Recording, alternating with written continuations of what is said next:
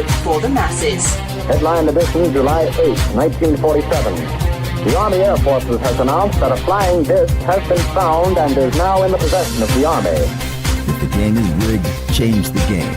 Game changer.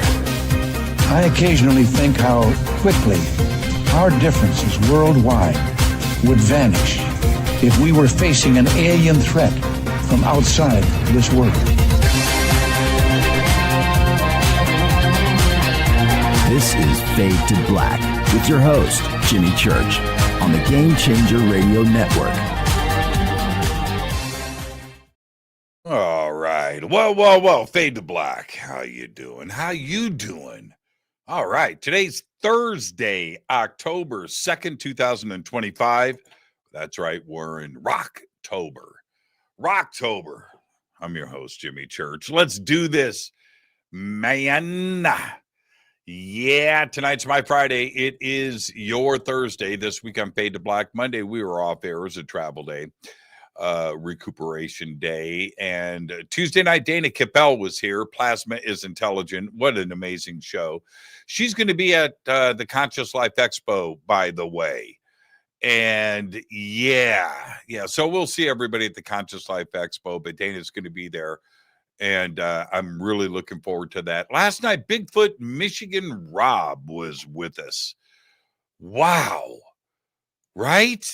Absolutely amazing. And he wrote me last night after the show and again today and sent me a message and a text and stuff saying how much he enjoyed the show and the Fader Knots. You know, he hangs out with us, and for him to be able to, come in and be part of the show, that was really cool. So thank you, Rob. A great conversation last night. Very revealing for all of us. Tonight, Adam Apollo is back with us. I just called this show Galactic Journeys. We're going to talk about so many different things tonight. Plus, he's got a new book out. We'll be talking about that too as well. I do have 7 events coming up. The Conscious Life Expo, I just mentioned that, February 20th through the 23rd at the LAX Hilton. Then the Sedona Ascension Retreat. And this is March 20th through 22nd in Sedona, Arizona, 2026. And I'm going to be speaking. I'm going to be presenting. I might do an introduction or two, but this event I'm going to present, and we've got Bashar, Daralenka, Sarah Bressman Cosme is going to be there. Daniel Sheehan's going to be there. Caroline Corey's going to be there. Chris Bledsoe's going to be there. William Henry is going to be there, and a whole list of amazing presenters. So we'll see you in Sedona. Very, very excited about that addition to my already busy 2026. After that, the Contact Modalities Expo. This is May 1st through the 3rd, 2026 in Delavan, Wisconsin at the Delavan Lake Resort. After that, I come back for Contact in the Desert, May 28th through June 1st, 2026. Tickets on sale this Thanksgiving Day. And then I head south to Peru with Brian Forrester for the Inca Celebration of the Sun. That's right, the winter solstice. That is June 23rd through July 1st, 2026. I come back from that, go over to Scotland for the Monty Python Tour of Scotland, August 1st through the 9th, 2026. Come back from that, head back to Peru and Easter Island. And that is going down in November of 2026, again with Brian Forrester and Hidden Inca Tours. All of the links for everything that I am doing are in the description below over at our website and throughout social media. All right. Now, really quick, before I bring Adam in, a couple of thoughts. I saw a really cool plane propellers. It looked like, what did they call those? The P7, the P6, the Orion with the radar flew right. And I shot a video. I'm going to post it. It's pretty cool, man. And you don't get to see those too often. I don't know what it was doing over here at Skunk Works, but it took off and landed. Yeah, so that went down today. Also, I just want to mention this really quick because it's fun and it is Rocktober. In the chat, there is, hold on, let me scroll back. Kiss Remasters Films, all right, is in the chat room. And so I was like, Kiss remasters, you know, and I see the logo, looks like Kiss Alive or Kiss Alive 2. And I'm like, all right, that's pretty cool. And it got me thinking, they're releasing some remastered Kiss Alive stuff, and I can't wait to hear it. Anyway, when I was a kid, Kiss Alive, you know, young guitar player, Kiss Alive and Kiss Alive 2 for the world of rock and roll was a big, big deal. And I've heard live albums. We've all heard live albums, but the Kiss Alive 1 and 2 had a sound. You know, there was something about the sound, the performance and everything else, but it was you know, and I remember, I'm going to share two things, and then I'm going to bring Adam in, because Adam is a huge Gene Simmons fan. That's what I've heard. Is that when I first got Kiss Alive 2, took the wrapping off, right? I think I bought it with my birthday money, to be honest with you. And I opened it up, and the inside of the album, double wide, right? You remember those days. The Kiss stage with everybody, and they were on these risers, these elevators, and Ace Frehley over here, man, and geez, and the flames and the explosions and this thing. And I was like, man, I want to do that. That is so rock and roll. So anyway, later, like that week or the week after that, with my birthday money, I buy a Big Muff. And a Big Muff was a distortion box. The distortion box still is. And I buy it from somebody at school for like $10. And I raced home from school. Well, on the school bus. But then I raced home from the school bus. Ran into the house, plugged in the Big Muff into my amp with my guitar, ghetto blaster, pop in my Kiss Alive 2 cassette dub that I had made, and I put on the live version of Dr. Love. Crank. And it just, the glorious Kiss meant everything to me. Man, Kiss double platinum. You know, when I would wash my dad's van once a week, paid me $5 or something. He must have lost his mind, because I would take the stereo speakers from the living room, put them on, take them out into the driveway, and put on a stack of Kiss records, 6 of them back to back, thing, and I would go through nothing but Kiss when I washed that car, and I did it every single week. He must have lost his mind. So anyway, that's my Rocktober story, and thank you for that, Kiss remasters, and allow me to relive that. Tonight, Adam Apollo is with us. It's going to be a galactic conversation, and we're going to do everything tonight, all right? And we're going to get into everything in our universe. It's very important to me. He's a physicist. He's a systems architect and founder of the Superluminal Systems, where he built the Resonance Academy for Unified Physics.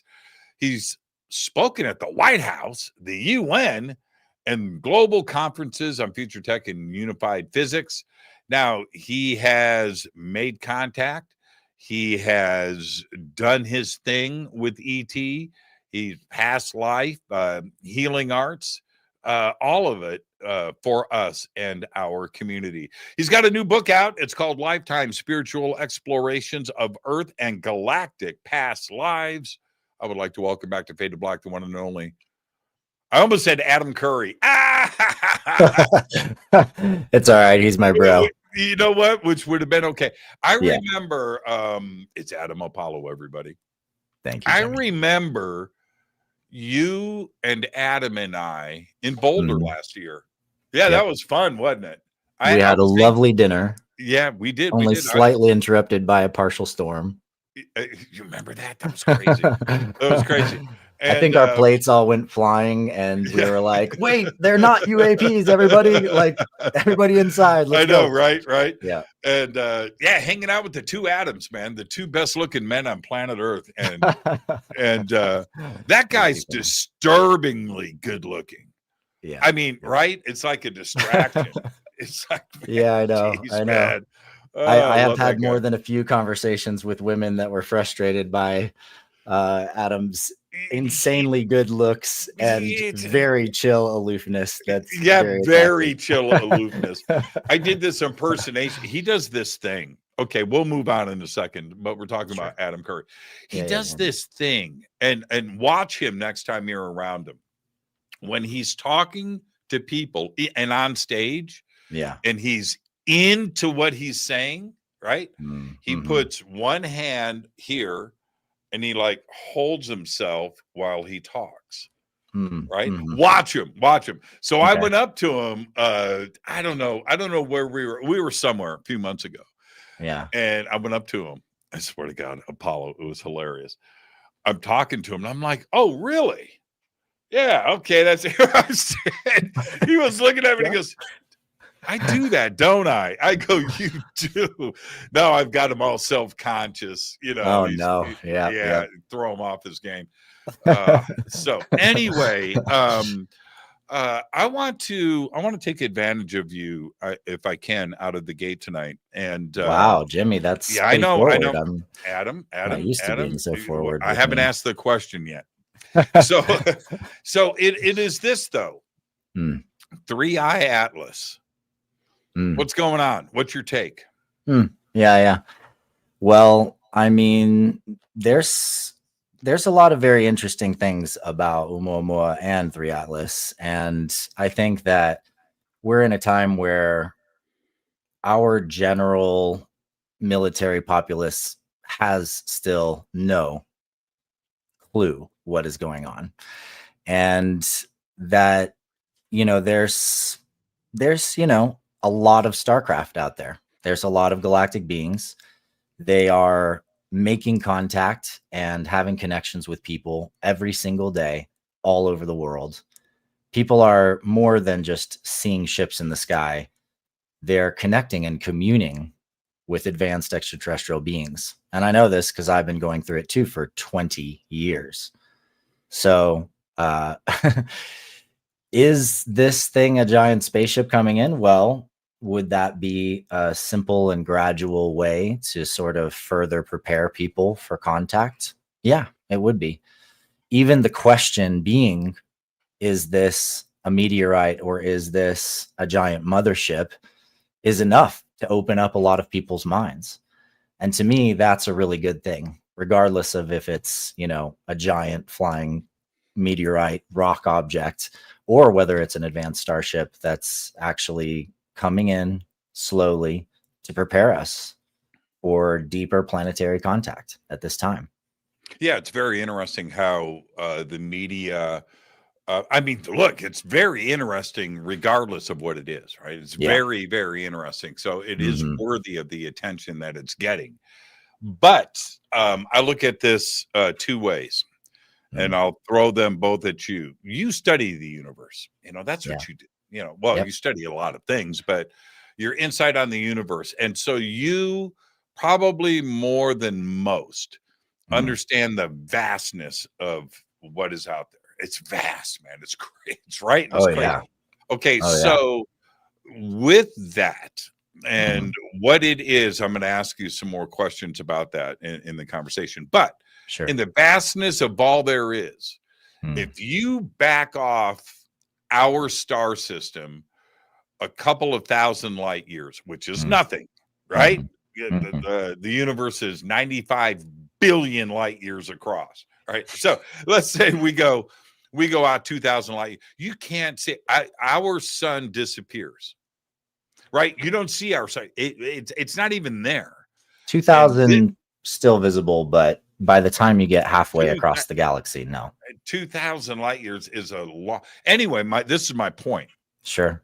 Out of that, this interstellar object just orbited our sun. That's very targeted to me, and it's just beyond. It's not a.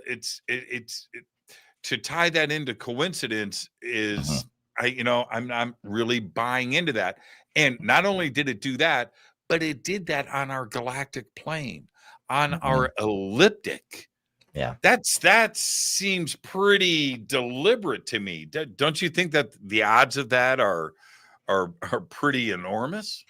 Well, as a scientist, I have to approach this from the standpoint of, do we know all the objects in the Oort cloud? Do we know all of the long range, major trans-solar objects that go all the way into the sun and all the way back out to those distances? I would say no. We don't know. Wait. Oh, well, hold on. I'm going to stop you right there. All right, Adam. go ahead. Yeah. I'm arguing with somebody that's much smarter than me, but I'm going to say this. I think that everything that is traveling at 200,000 miles per hour, I think we're aware of those, and we would be aware of them coming into our star system. Yeah, I disagree because, imagine the sun and you imagine the ecliptic and the planets and their moons traveling around it. And then by the time you get out past Neptune and the trans-Neptunian objects, poor Pluto, you get all the way out and you start to end up with another field of aggregated matter that goes in a full sphere around our entire heliosphere, is what we call it. And that is a long ways out there. It's agree a long with way out there, but there are insane amount of objects that are in that. Now, obviously, and we know nothing about that. We know nothing about them. I'm obviously making this point with full awareness that we are being visited by extraterrestrial species all the time. So it's not to discount the possibility of this being a ship. However, I am pointing out that from a scientific perspective, there are many objects that we don't know about that are just planetoid objects.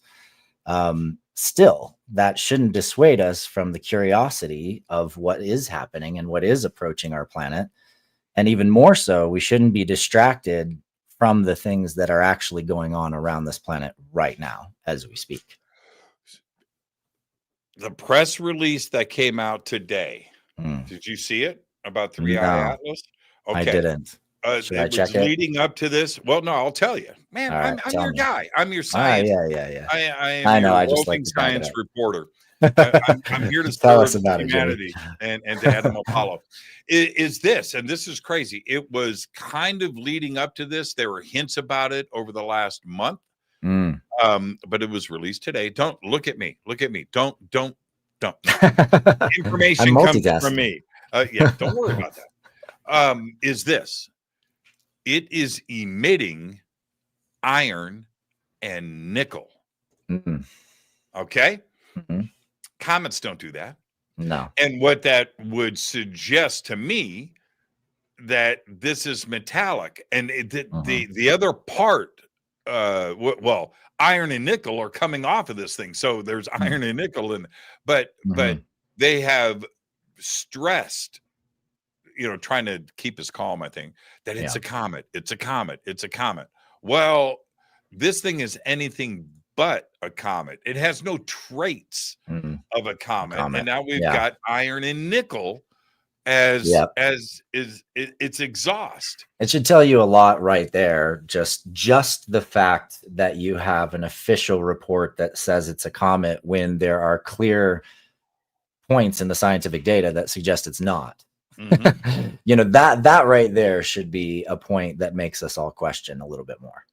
Would you be surprised if it's artificial, that it's not natural, and that Avi Loeb is going to be right on this one? He's usually right anyway, but I would not be surprised one bit, Jimmy. Not at this point. Not with what I've seen. He says one other curious thing. Now, Avi. I know Avi. I know Avi pretty well. Yeah. And he says, I don't want to paraphrase, I'm only driven by the data. That's all I comment. I'm not I'm not into that. No, don't talk to me about grays or reptilians or this, and I don't care. I don't want, unless there's data to Oh, really? support So it, there's right? some data he's willing to ignore? That my point. Yeah. What my point being, Mm, if it's not data that he can look at and quantify and stuff, right. that's what drives him, and I have a lot Yeah, of respect for that. me too. But However, transpersonal science is just as important. You can't ignore the data of individual people's experiences, and you certainly that, can't ignore it when except entirely for isolated experiences overlap and completely correlate to specific except planetary systems and peoples. that's right, Mm. but that would apply to him if that was his field. Mhm. His field is theoretical physics, astrophysics, and black holes.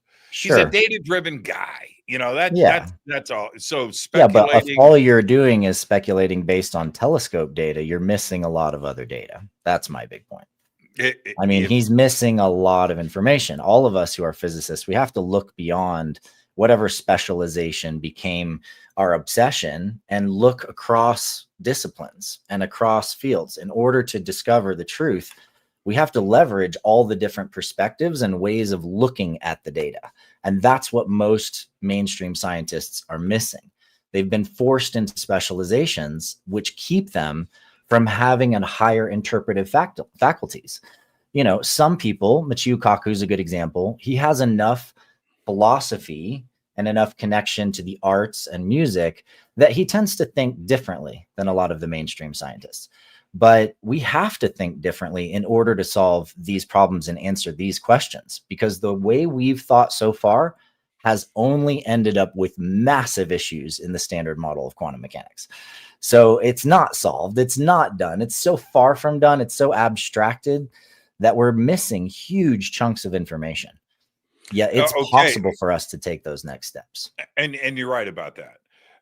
In defense of Avi, when you look Sure. at I like Avi. read his book, Yeah. Extraterrestrial, Hmm. his conclusions that he came from Mhm. Oumuamua based on the data, Yeah, it was an extraterrestrial craft.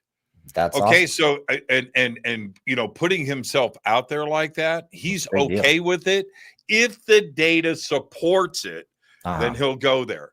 Yeah. So right now with 3I Atlas, he has gone as far as saying that he doesn't know if there's life on this, but it could be a probe. Mm. It could be an object Mhm. sent here to just look at our star system and our planet. And I think Right. he's laid the odds out Mm. like 40%. Yeah. He's on the 40 percentile side that this could be an artificial object. And again, what is he seeing in the data that allows him to cross that line? He Mhm. sees something. There's Yeah. something interesting enough there for him to go there. And okay, check Mhm. this out. I I'm think gonna it's about the stability of its movements and lack of rotation, isn't it? Isn't it that it's moving in like a bullet, like it's just smooth and simple? I don't think it's spinning like a normal meteorite. Well, That was but one of we the points. also have the size of the object, which is Mhm. 3.5 kilometers. Right. Again, and the speed. Yeah. The speed is, it's 165,000 miles per hour, man. That's pretty And fast. yeah, it's pretty fast. That's pretty fast. And like Oumuamua changed speeds and not Uh-huh. from gravitational forces. Yeah. So Exactly. okay, but Mm. the other part though, in all of this is Avi is in a position. Oh, this is what I was going to say. Then I'll come back to Avi. Hmm. I'm going to piss you off. Check this out. I'm sitting with. This is all about you, Adam. I'm sitting with Risberg, sitting on a couch All right. last month, having a conversation, just talking. We're friends. Seriously, hey man, what'd Yeah. you have for dinner tonight? That kind of thing. Uh-huh. And this guy comes up, Hmm. and Avi goes,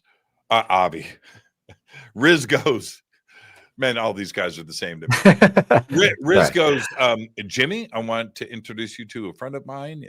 He's from Harvard. He's an astrophysicist, Yeah. and his name is blah, blah, blah.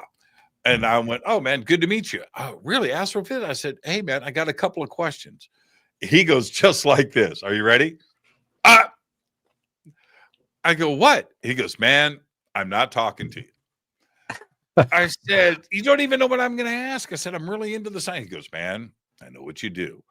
He goes, I'm on a career path and I'm in a funding environment. I'm not talking to you. Just like that. I was like, man, okay, what a dick. And he was a nice enough guy. Sure. But then, so then this other guy walks up. Okay. Little guy. And Riz goes, Jimmy, this is a theoretical physicist of mine, and blah, blah, blah. And he's this and that. And I want you guys to meet. I meet him, and he goes just like this. Dude, I'm your biggest fan. I never miss Fade to Black. Love the show. I go, do you know this guy? And he goes, yeah, we're friends. I go, tell him I'm cool. Just like that. And the tall guy goes, I never said you weren't cool. I said, I'm in a funding environment, man. I'm not going to talk to you. Little guy goes, I'll talk to you about anything. But that's the world of physics, right? That's where Avi Loeb finds himself. You've got, there's enough paranoia and fear, in those circles where they just don't want to go there. Right. No, it's true. It's true. I have the liberty of not being engaged with those institutions in the same way. So, and that there's plenty of alternative institutions that publish and have interest, and lots of physicists that have plenty of interest in alternative work and how we look at the fabric of space. And the big, beautiful thing is that as you start to actually solve that puzzle, and you come to understand that the fabric of space-time is a highly energized lattice that's in perfect tensegrity, as Buckminster Fuller would say, and that it's just the geometry and the curvature of that fabric and its resonant properties that give rise to everything. And it all comes back to the proton. And protons are basically miniature hard drives. It turns out that there's the same number of quantum vacuum fluctuations, quantum bits, as we'd call it in current quantum computer theory. There's the same number of quantum bits as there are Planck seconds in the lifetime of the universe. That's 10 to the 60th, and that can't be a mistake. In fact, there's 8 times 10 to the 60th Planck seconds in the lifetime of the universe. So that means that every 8 Planck seconds, a new quantum data bit is stored in every proton. And what that really means is that every piece of matter all around you, your desk, your guitars behind you, I think about those guitars because those guitars have been connecting and entangling with every single moment of your experience, Jimmy, and every show you've done for all of these years. There is a standing wave field in that matter that's remembering all of that. This is what makes things sacred. Things become sacred to us, not just because, oh, it's a sacred object. No, it's because it was there with us during an experience. And that experience has become encoded in that object. And that object actually carries the energetic harmonic resonance of that experience because it's inside the protons, but also because every proton is sharing and entangling with every other proton within its region. And the protons inside of you can connect with literally anywhere in the entire universe. And that means, you could use one proton in your pinky and link to every single star in the entire universe just based on how much entanglement one proton can have. So isn't that interesting when you brought up guitars? It's a really good example. I like guitars. Where a guitar player will say, oh man, that's my favorite guitar. I'm connected to it. Exactly. They don't understand, they're not getting into the physics or the entanglement of it, but they feel it. A painter's got his favorite brush. That's right.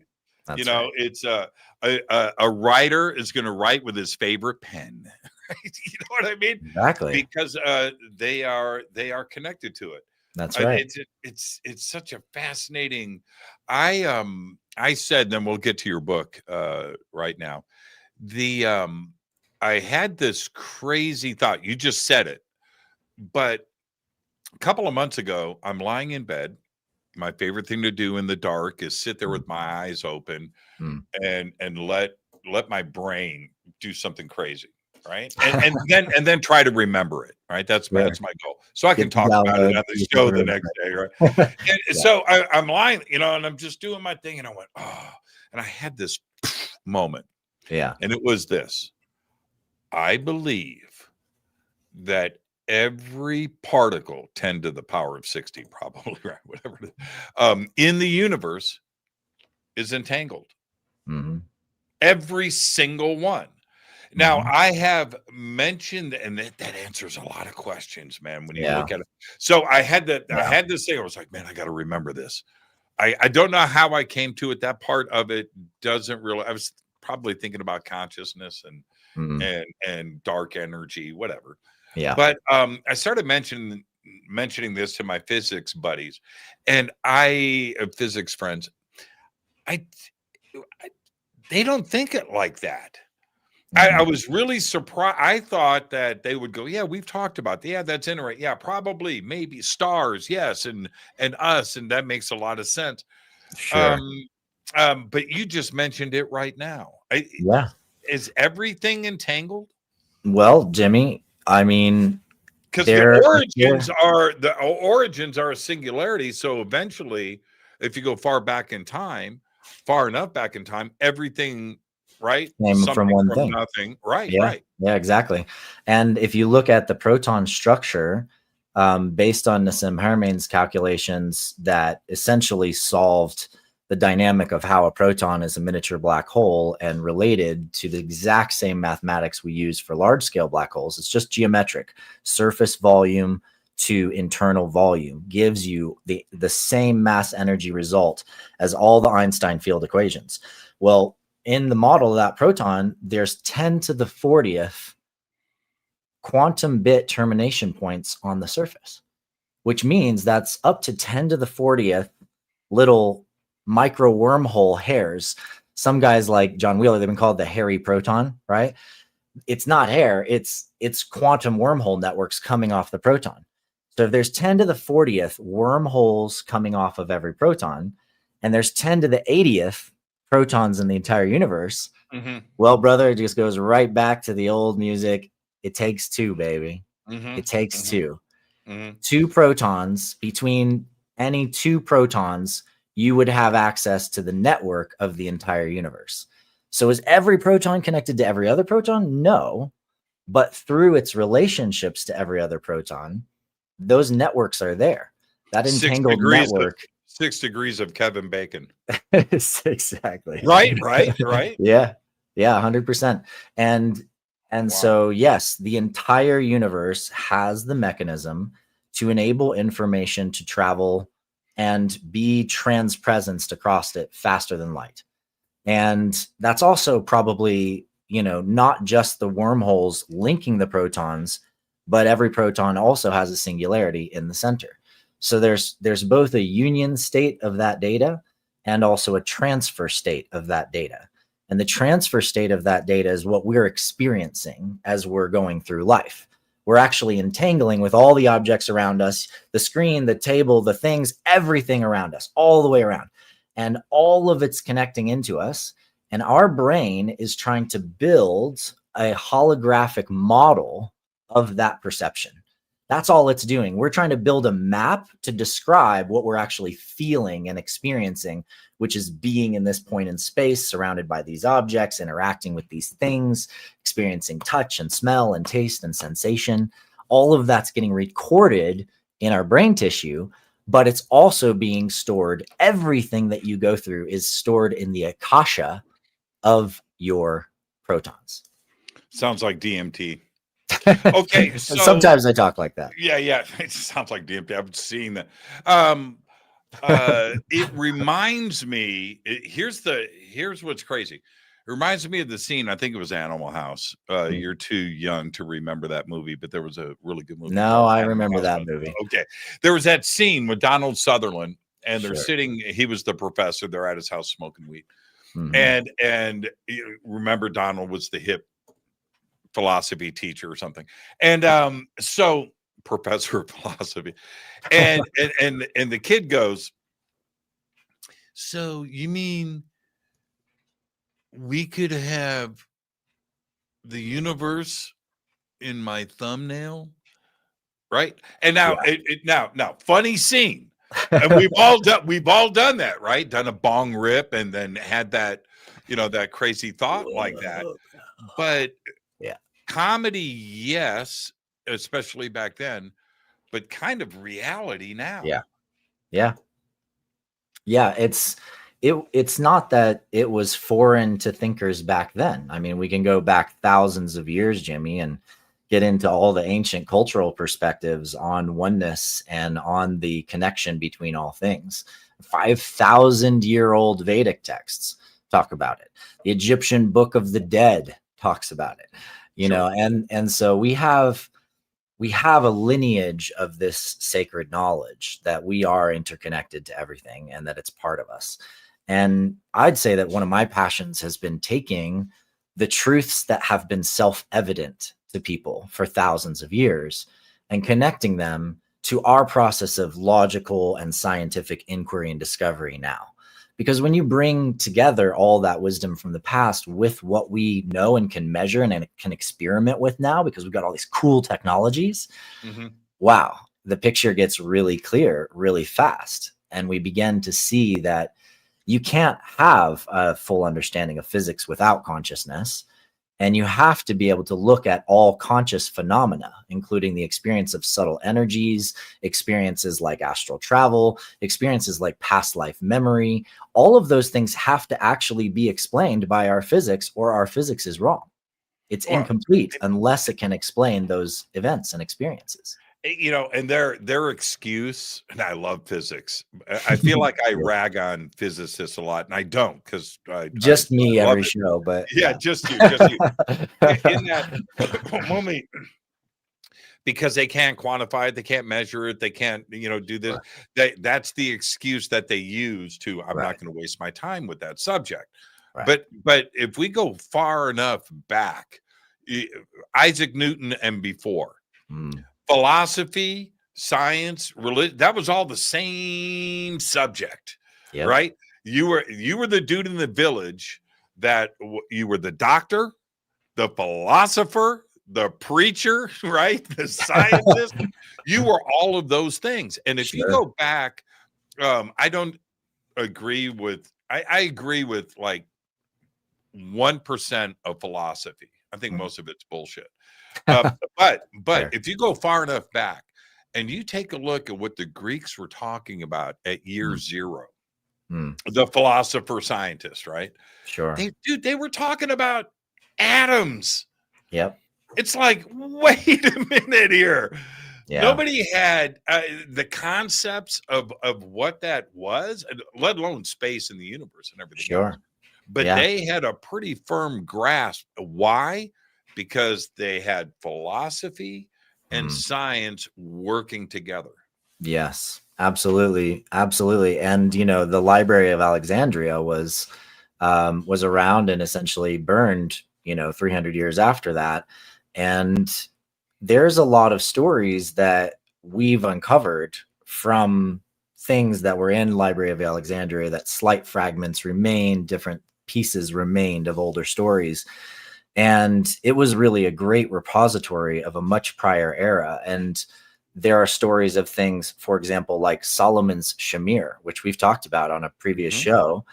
I'm headed back to Egypt in a few weeks on the 22nd of October, taking a group of amazing superheroes to the pyramids and across Egypt and up to the Isis temple in Aswan, and then down the Nile on a cruise to all the temples, and then we're gonna go diving in the Red Sea after and climb Mount Sinai at dawn. So it should be. You're gonna do Sinai? Yeah, ooh. Sinai at dawn, and then back to the Red Sea for more chilling on the beach, and so that's going to be amazing. But it's brought to mind, and I've been preparing and doing some presentations for the Egypt crew.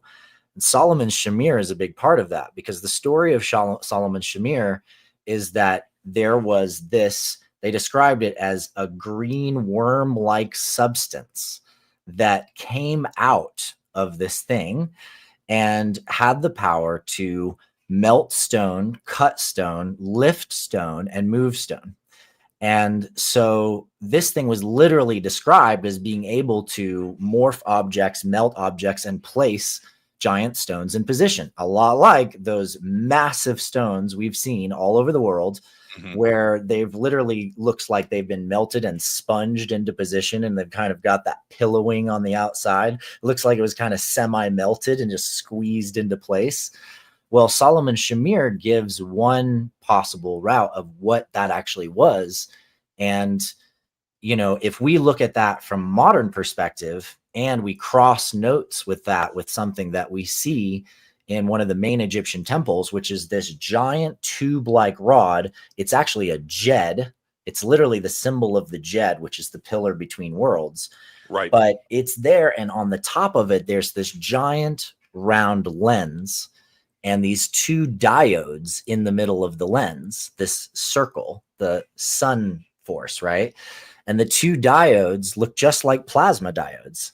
And then there's these big feather-like guide rails coming out the top, where you would literally eject plasma out of this thing. It's got all the insulators, the JED levels. If you look up the JED, you'll see this, the 3 levels kind of protecting and insulating the holder. And it's crazy. Yeah, a plasma arc and the blast of this green snake-like thing, i.e. a plasma arc. I mean, I literally imagine kind of Ghostbusters in my head. And I see some of these guys back in the era of Atlantis, pre-Diluvian civilization, like literally like moving these giant stones and gooping them into position to get the kind of precision that we see in the Great Pyramid, or cutting these massive stone structures straight out of the ground, like those giant containers we see at the Serapeum. I am so fascinated. I mean, we all are with the megalithic. It just doesn't make any sense, right? It just doesn't make any sense. But the more that I observe it and touch it, smell it, megalithic's got an odor that I swear, man, I know I'm in my happy place. You can smell the hundreds of thousands of years of memory, bro. That's the thing, is those stones store that memory. I'm not making this. When I talk about this to people, they haven't done it, so they don't understand. Yeah, but they don't get it. They haven't been there. No. When you walk out of your first true, real megalithic site, it's like an ice pick in the forehead. You're stunned. I mean, seriously, it's just unreal. No, it is. It's so powerful.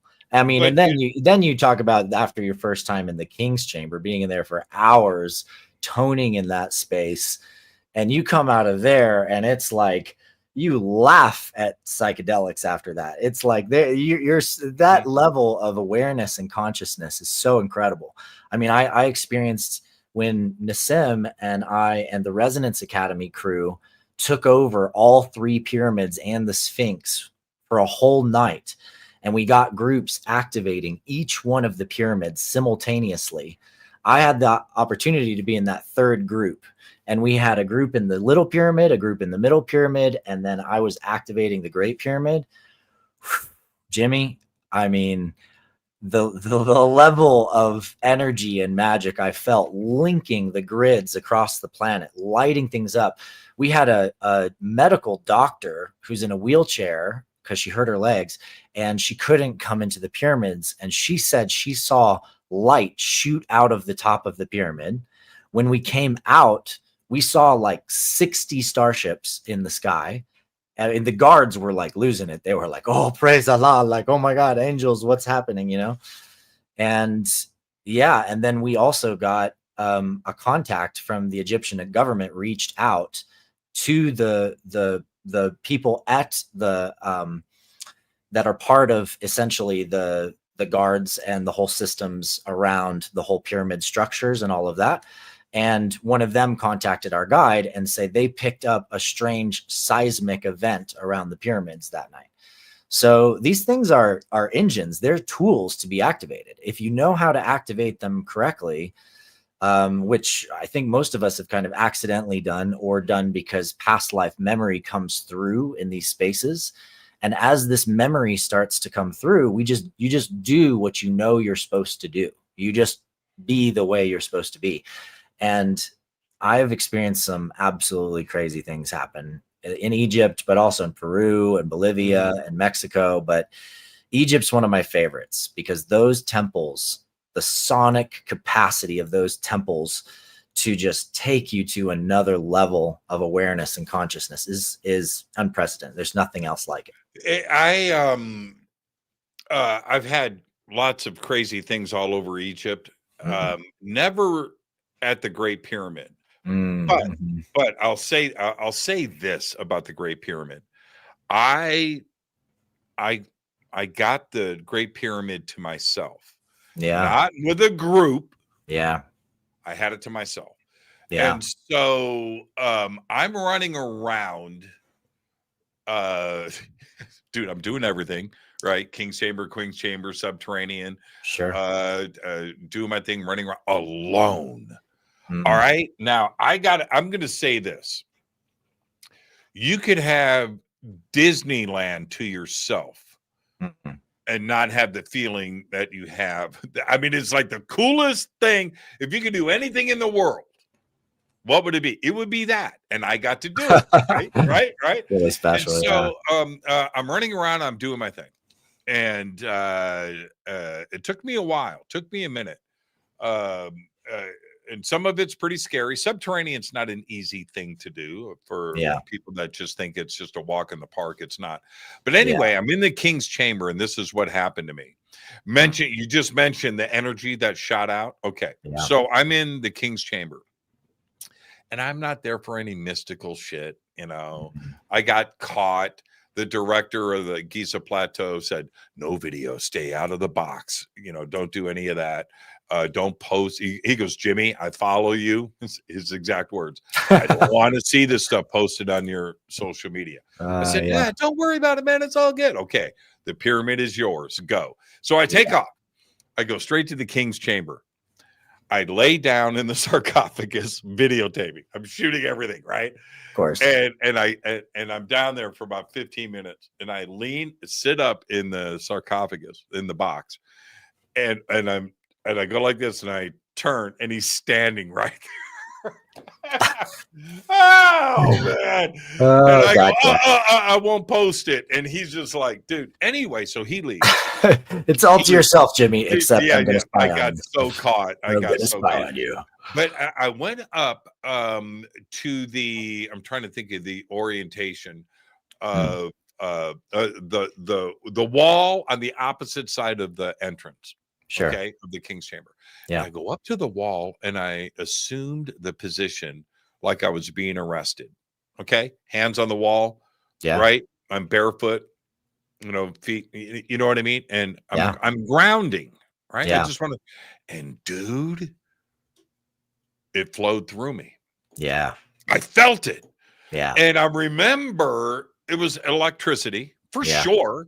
And I remember I looked up at the ceiling while this was going through. I was like, oh man, this is pretty cool, right? Yeah. And so this was my thought. Okay. Versus what you just said. Go. The pressure coming down, and it's immense, on that granite is creating electricity. There's an EM field just by the force. Yeah, just by the force. Yep. You're not ohming, you're not doing any, just the force of all of that weight onto the granite. Yeah. It's not only I think that, and you can feel it, man. You can feel that thing is alive. Yeah. Yeah. I think it's got a standing wave of piezoelectric charge. It's a battery that's being charged by the Earth's gravity all the time. I felt it. No spiritual stuff. I didn't see a past life. I wasn't, I wasn't Akhenaten. nothing like that went down. But I did get that at other sites. And you mentioned Peru. Peru is another example of that. Yes. Now let's go back to the present. All right. It's obvious when you talk to these cultures around the world about their past and what they understand. It's not a belief system. It's just the way it is. It's not a belief system, right? It's not a religion. It's not about that. Sure. It's just the way that it is. Mm, Why do mhm, we have mm. such a block in place in academia and in North America where Yeah. we just don't want to go there, where the rest of the world has been living it for thousands of years, and to them it's just a way of life. Why Yeah. do we do that here? I mean, I would say that there's old traditional patterns of thought in every culture all over the world. And sometimes those traditional patterns of thought are helpful for us to remember parts of our past and parts of our lineage. But unfortunately, they can also hinder us. They can keep us from understanding new ways of thinking. They can give us beliefs that tell us that this is bad or this isn't okay or this is evil or whatever. It's the main reason that many of the Muslims that live there around the temples and around the pyramids go through a lot of struggle because there's direct experiences that they're having from people coming into these spaces, but their religion tells them that those things, that meditation and that kind of stuff, that's evil and it's not okay. So they go through this really intense conflict, and I've watched many guards go through this conflict in themselves and break Right. down crying and have to realize that love is far more expansive than just their religion. Honor and the prayerfulness of God, like, it goes so far beyond Islam. And I think we all have to realize that, whether you're Christian or you're Jewish or you're Muslim or you're Buddhist or Hindu, wherever you've come from in the world, you eventually have to come to realize that all religions are part of a wheel. They're all part of the same circle, and they're all just trying to point us towards the center in their different ways. But they also have limitations. They have issues. They have hangups. And unfortunately, that's the great challenge of being human, is facing our own karmic weight and our difficulties and our past beliefs and our conflict and our war and our shadows. But we all have an opportunity in each lifetime to begin to forgive and integrate and love and see people for who they are, no matter what their religion, their race, their background, their sexual orientation, their sexual belief, their identity. Like, to learn how to love everyone, and through that act of developing the capacity to truly love everyone, that, I think, is what real spirituality is all about. It's not all about 5D and whatever dimension and whatever thing and whatever astral construct and whatever, all of those things. Those are aspects of ourself, and those are important. But at the heart, the true art of spirituality is learning how to fall in love with the divine in all things, and including yourself. And that also means healing through everything you've ever been through, forgiving yourself for the things that you've been through, and learning how to forgive others and integrate those shadows into new kinds of gifts inside of you. For example, you see a katana back there on my wall. Well, I had a lifetime where I was a samurai in Japan, and I talk about this lifetime in my book, Lifetimes. And We'll get to the book, I promise. yeah. Well, I'm just going to drop this one little story because it's a decent Sure. intro. And so in that life, I went through many things, and I learned to love Japanese culture. I experienced a connection with a culture that I hadn't experienced on Earth in a very long time. And it linked back to one of my galactic lifetimes, as I ended up discovering later. But in that life, I did what I felt like was an act of good and an act of honor, because there was a geisha that I was in love with, and she got sold to this guy in this village, and he would beat her every day. And it got to the point where, like, I knew he was beating her all the time. And I came through town and I basically said, come out and meet me in the courtyard. We're dueling. And a storm gathered, rain fell, and I cut him in half with one movement. And after that, the village felt ashamed from this one man, because he was like one of the leaders of the village. And that shame spread, and it created a great rift in my family, because he was related to another family that was very important to us. And because of that rift, I had dishonored my family. And so I ended up committing seppuku. I took my own life in that lifetime. But remembering that and dealing with the fact that I killed myself in that life was one of the greatest, most transformational healing experiences I've ever been through in this life. And through healing that and accepting that, I got back all my memories with my sword master in that lifetime, and with the people that I loved in that lifetime, and with the skills that I had developed in that lifetime. All of these gifts came back because I was willing to face my own darkness and my own shadow, and to forgive and to heal that part of myself. And that is really, truly the great spiritual task, the great journey that we're all on. Isn't it fascinating where we have this, I'm speaking about the United States, but it goes on other places, but where the version of the world that we are taught and who these cultures are and how they look at Americans or whatever, it's all bullshit, all of it. And so you go to, I'm sorry, I used a bad word, but you go to a country, pick one. I don't care if it's in Africa or if it's in South America, or it's in Asia. Go to a country where you have been fed a version of who these people are. And then you go there and you're just like, well, man, they're wonderful. Yeah. Right. Nothing like what you were told. Nothing like what it's crazy. Yeah. It's absolutely crazy. We find out very quickly that we're all the same. We all have the same wants and desires, right? Happiness, raise your kids, live a life that fulfills you, and however it comes to you, it's all the same. Fundamentally, sex, food, and rock and roll, man. That's it. It's crazy. It's crazy.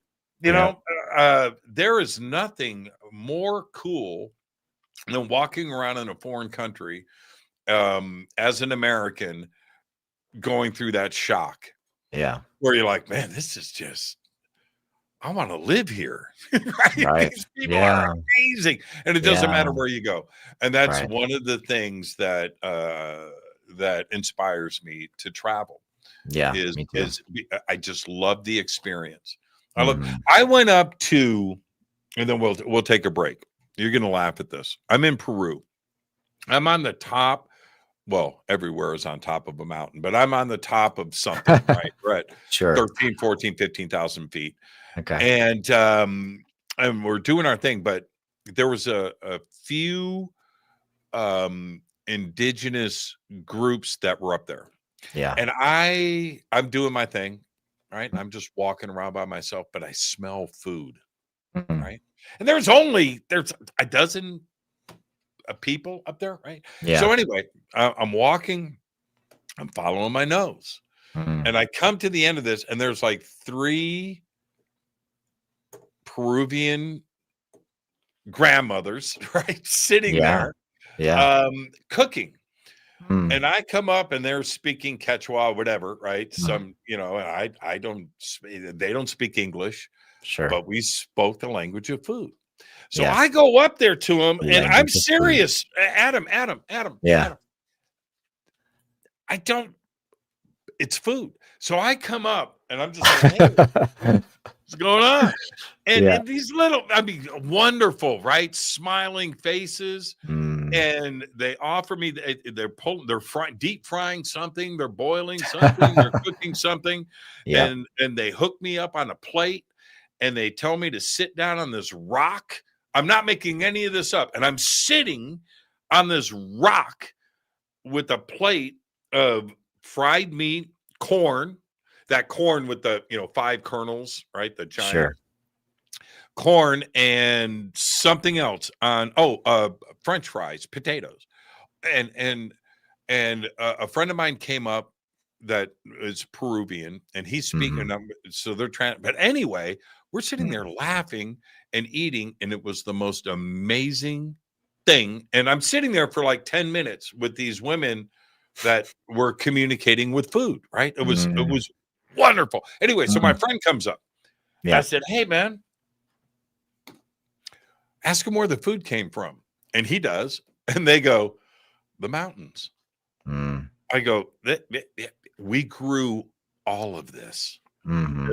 It was pork, Mm-hmm. right?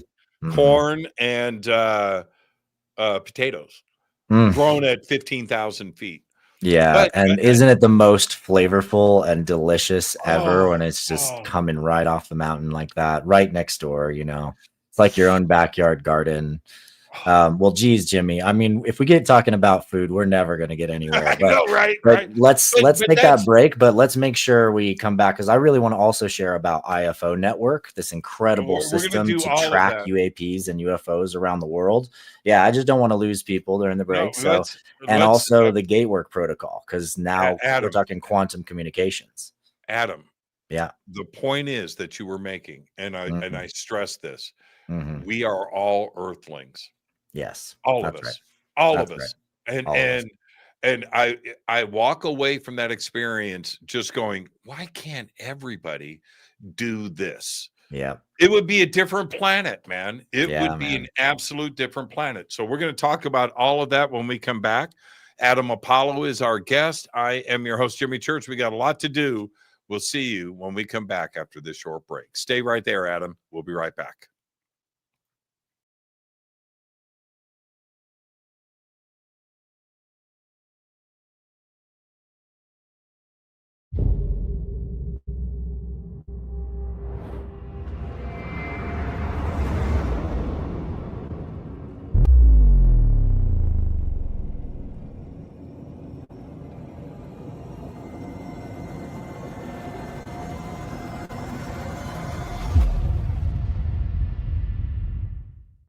Subscribe to our YouTube channel to get your alerts and access to over 2,000 videos. Click that subscribe button right now.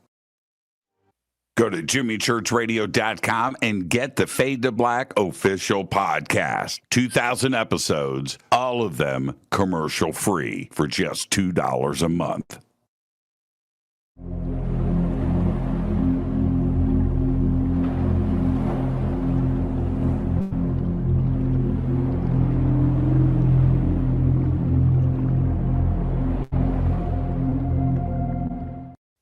Watch Into the Vortex on Gaia TV. It's Fade to Black for the screen. Simple to do. Go to Gaia.com, search Jimmy Church, or click on the link below. Follow Fade to Black on Twitter at JChurchRadio. Get all of the show updates every single day. It's now called X, but who cares? How you doing? Jimmy Church here. Special announcement. Get your Fade to Black t-shirts. That's right. Help support the show. Help support everything that we do over here. We've got 2 t-shirts. We've got 2 ways to get them. Get your Fade to Black t-shirt today. Go Beckley Teppy. Go to jimmychurchradio.com and become a Fadernaut. Get a membership. That's right. Everything is commercial free. You have access to downloads, and you get to call yourself a Fadernaut. Jimmy Church, Gaia TV, Fade to Black, here at Machu Picchu with Brian Forster and Hidden Inca Tours. Amazing tour so far, Brian, but we're here to announce what we're going to do next year in 2026. What's going on? Okay, November 2026, we're going to have our major tour of Peru and Bolivia, either a pre or post tour of Paracas and Nazca on the coast. And then after that, 6 days in Easter Island. Bucket list, Easter Island. Come join Brian and I and his amazing team here at Hidden Inca Tours for Peru, Bolivia, and Easter Island. Signing out. Say goodbye, Brian. Bye, gang.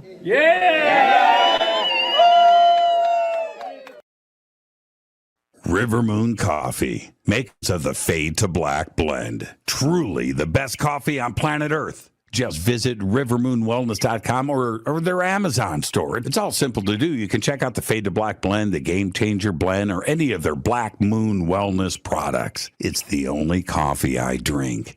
It is the best, and it's Doc. Again, rivermoonwellness.com.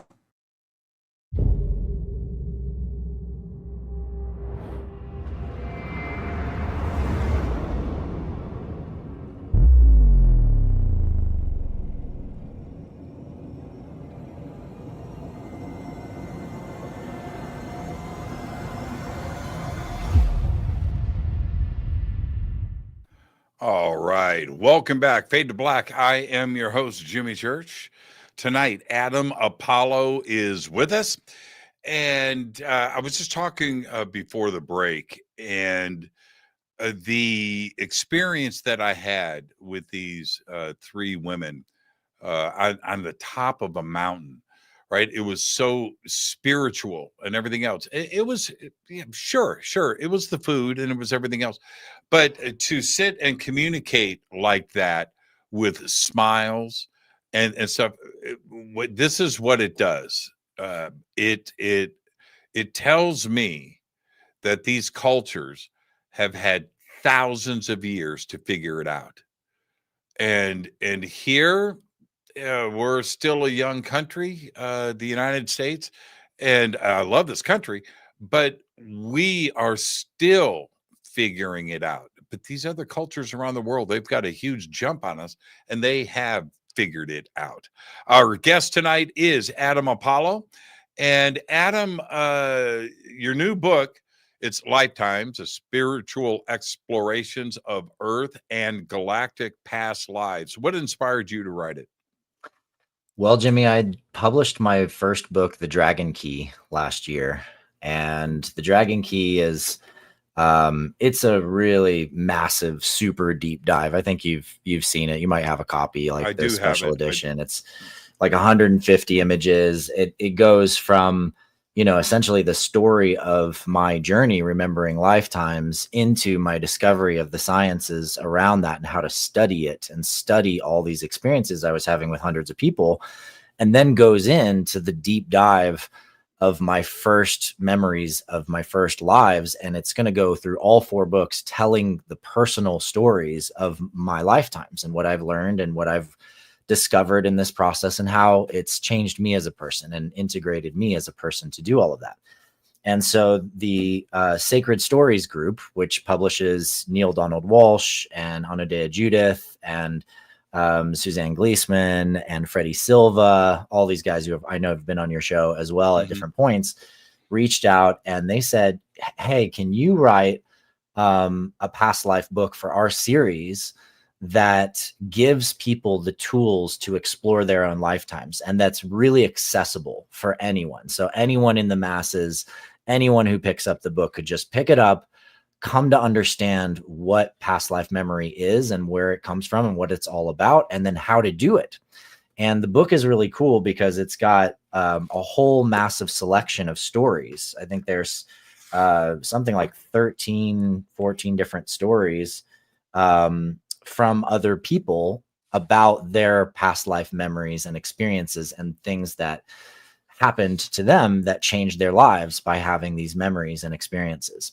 And so with this book, it was a really beautiful opportunity for me to simplify and create a very clear journey to understand, to teach people the soul's journey itself, what evidence we have of past life recall and actually how common that is and how scientifically proven it is. And then understand the physics of memory and how journeying as a soul is part of your essential spiritual growth. And then you can start to also understand soul contracts, relationships with people across lifetimes. Many of us have experienced that, but we don't know how to navigate it. We don't know what it is. We don't know how to ask the right questions. And then also open up the doorway to understanding how many of us also have had lives on other planets, which is why certain very advanced technologies and different things seem very familiar to us. Or, as I know with many of the people in my community, there's like a lot of people who literally feel like when they're using a computer or the phone, it's like very primitive.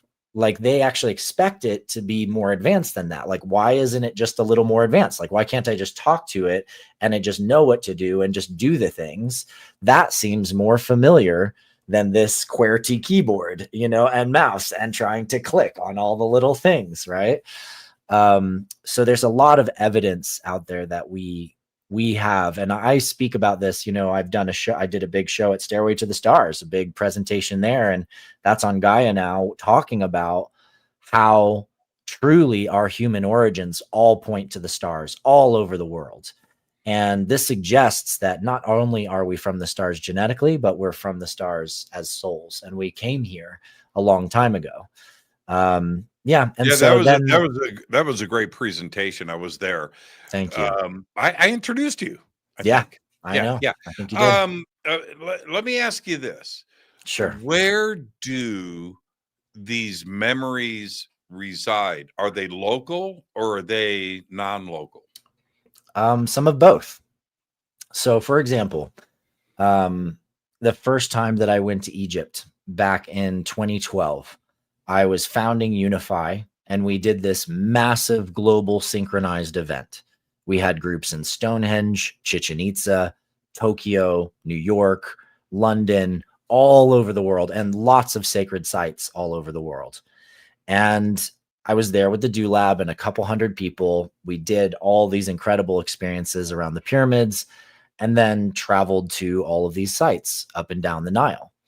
And as I went to different places, there were certain places, Jimmy, where I touched the stone or I was singing in the space and vibrating it. And I experienced exactly what you described in our first half, which is an electrical feeling, a charge.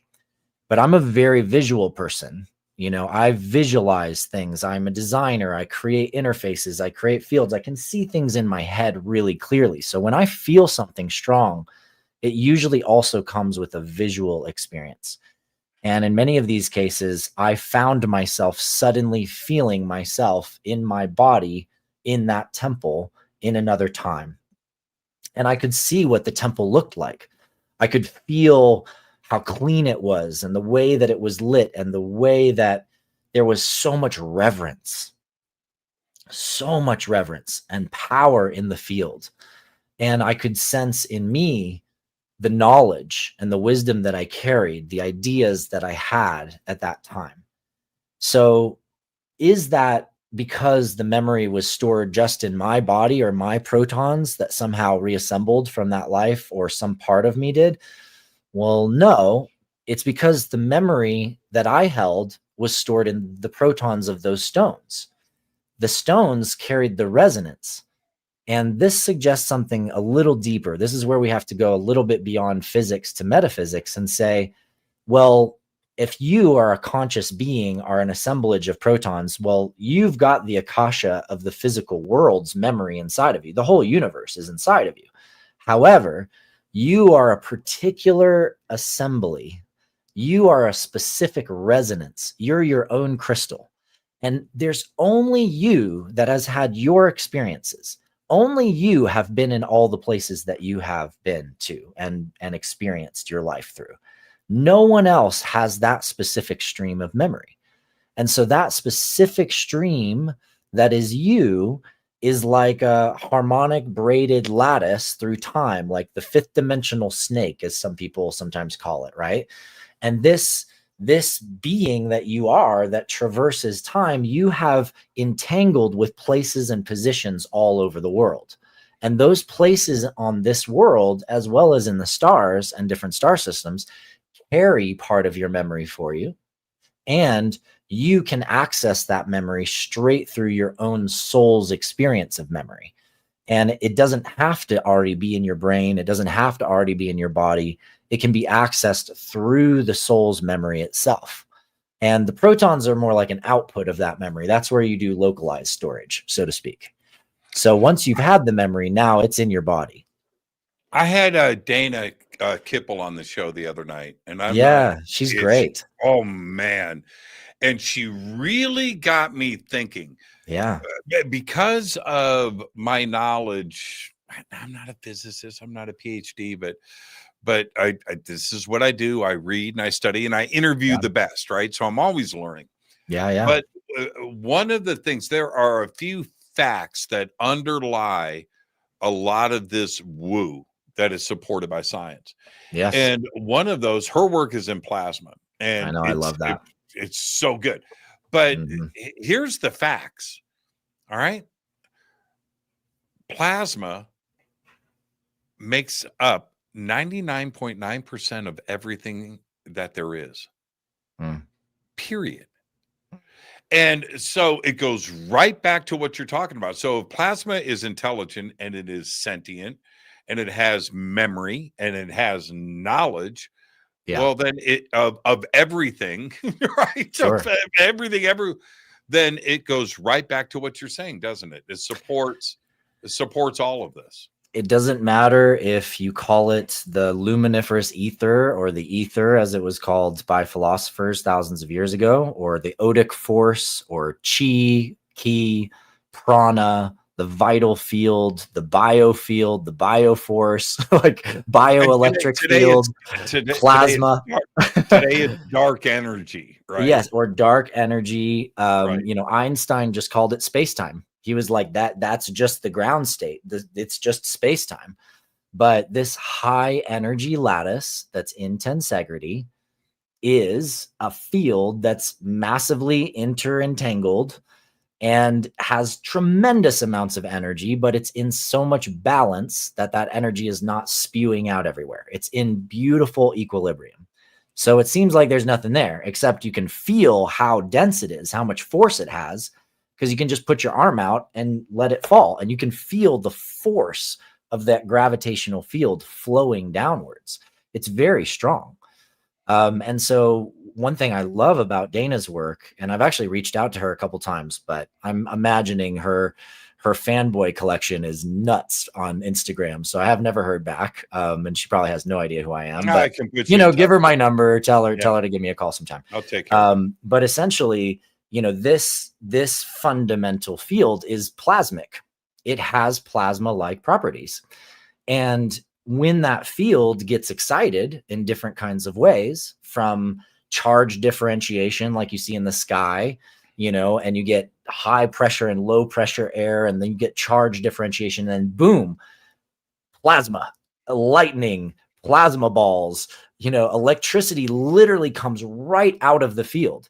It's not like it just, this electrical thing just suddenly appears out of nowhere. No, it's the positive and negative charged forces already in the field that then give rise to this excitation, so to speak, that then lets out this plasma ball or lightning field or whatever.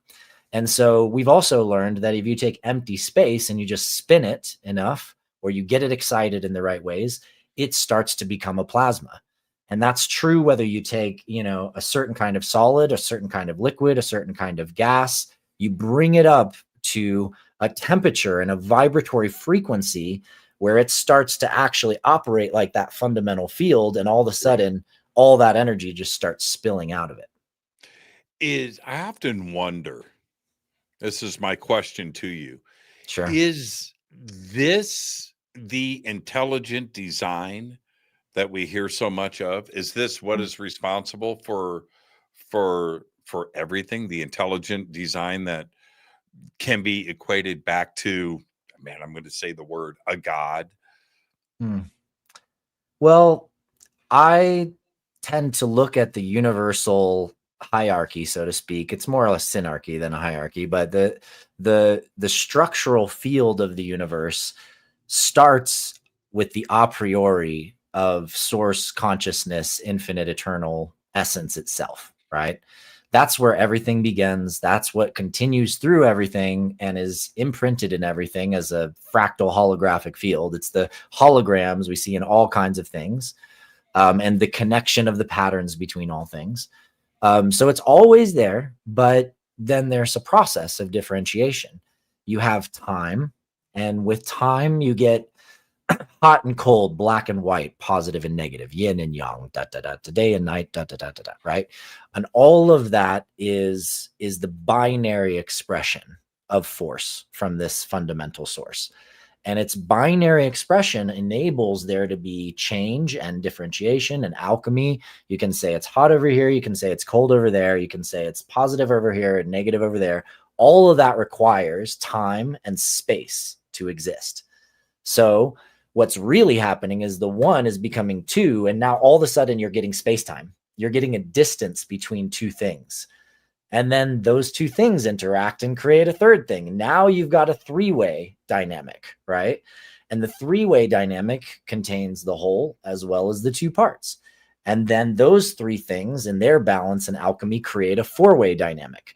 And at each stage along this path, you have an evolutionary expression of what individuated consciousness looks like.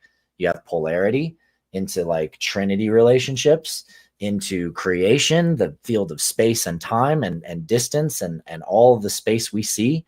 You know, you go 2D, 3D, 4D, 3D essentially, and then 4D is now you're experiencing time. Time is moving. And at this stage, there's a point where now there's our experience. Our physical experience is moving through space and time as a sort of union of alchemical elements. I am fire, air, earth, water, and plasma. Like I am fire, air, earth, water, and spirit, essentially, right? Ether. And because I am all of those things, I am emergent. I'm emergent from the field. I'm made of the intelligence of the field. You said the key word there. Yes, okay, so yes. intelligence of the field. Yes. So you are implying sentience. Yes.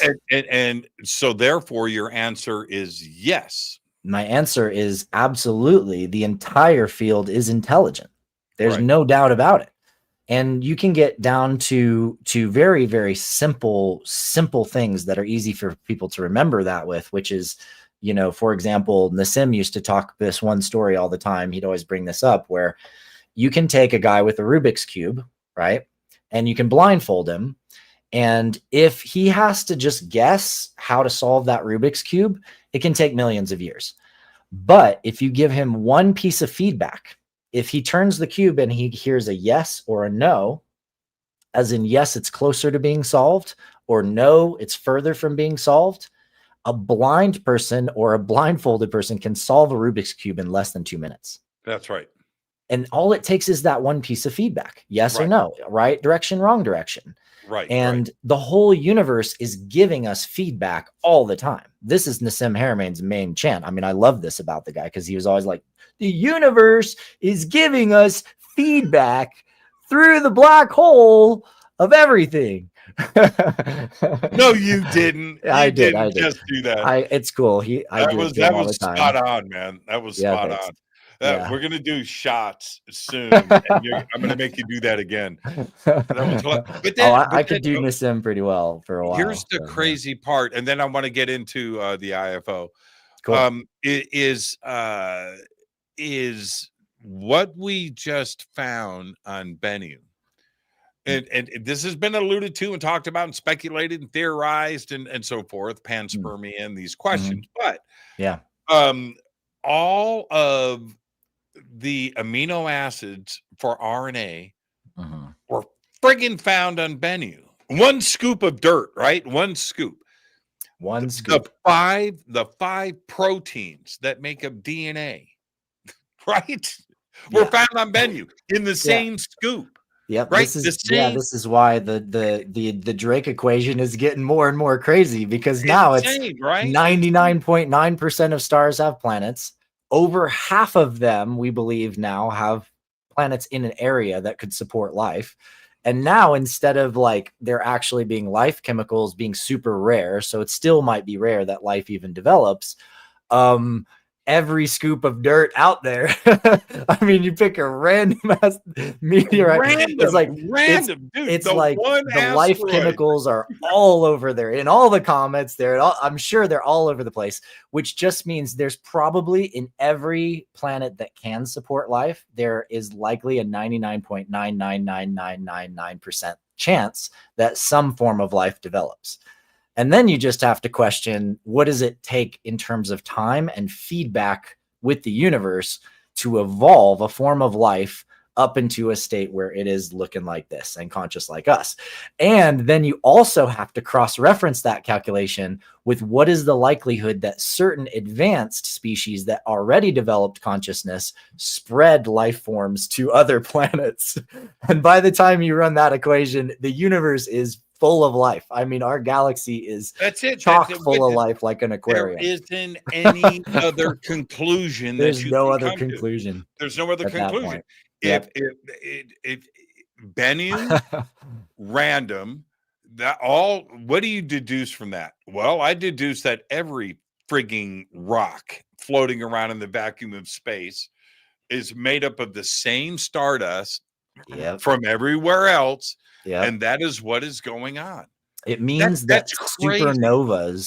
supernovas are actually ancient pyres. The ancient Greek word for the pyre, the temple of transmutation. Every supernova literally takes raw hydrogen and helium material and transforms it into all the materials necessary for planet-bearing life. Here and now, Spreads it back out. to the divine, yeah, right? Back to Right. the divine. This applies to IFO, which we're going to do now. But Cool. but the divine creator aspect of this, Sure. there are only so many things in the universe, only so many particles. That's it. Yeah. On the other side of the universe, they don't have different particles than we have here. Same stuff, same stuff, same hydrogen, right? The same nitrogen, Yep. Same star style burning. Yep. Everything's the same. Yeah. And they only combine so many different ways. That's right. It is not infinite. It's very, very finite. Yeah. So to have Patterns. the magic of all of this happen is crazy enough to create amino acids and proteins and so forth. And proteins are very complex. And like the most complex of the complex. But to have it assemble to create light that's floating around on Bennu and on this planet says to me that it's intelligent and it's sentient, and it goes right back to everything that you're talking about right now. But then if you let's bounce out of all of that. Those combinations of RNA, which is giving the instructions to DNA, right? Yep. Again, a complex, that is not an accident. No. Now, here's where the divine comes in for me. Okay. 1/1,000,000th of a degree of gravity is off. None of this happens. It's so true. None of it. Nothing. I mean, it's so much more. It's even rarer than that, because the same is true for literally every force, every dynamic in the universe. If any of the constants are off, if anything was even a quadrillionth off, it's like things change, and there's massive changes that occur if you change any of these things. And that's Robert Edward Grant's brilliance, who I worked with for many years. And Robert, my brilliance. That's my brilliance. Yeah. But Robert, one of the things that I really appreciate about his work is that, he sees that every mathematical constant has a specific dynamic and fixed relationship to every other constant. It forms a puzzle. It just forms a perfect puzzle. That's all. It's gotta be divine. Yeah. There's gotta be some intelligence. And so let me ask you this. Space-time, let's put that to the side. Okay. There's church time. And church time is forever. I hate it. I abhor when I hear physicists go, well, time started at the Big Bang. Dude, take that somewhere else. Just take that. So everything that we're talking about, the plasma, the intelligence, the thing, the consciousness, whatever you want to label it, has been around forever. And forever is a frigging long time. That's church time. Yeah. And so it has gotten smarter and learned things over the not trillions of years, forever. And people don't understand that concept. Like there had to be a beginning. No, it's forever. You can go infinite. Infinite's a crazy number, isn't it? It never stops.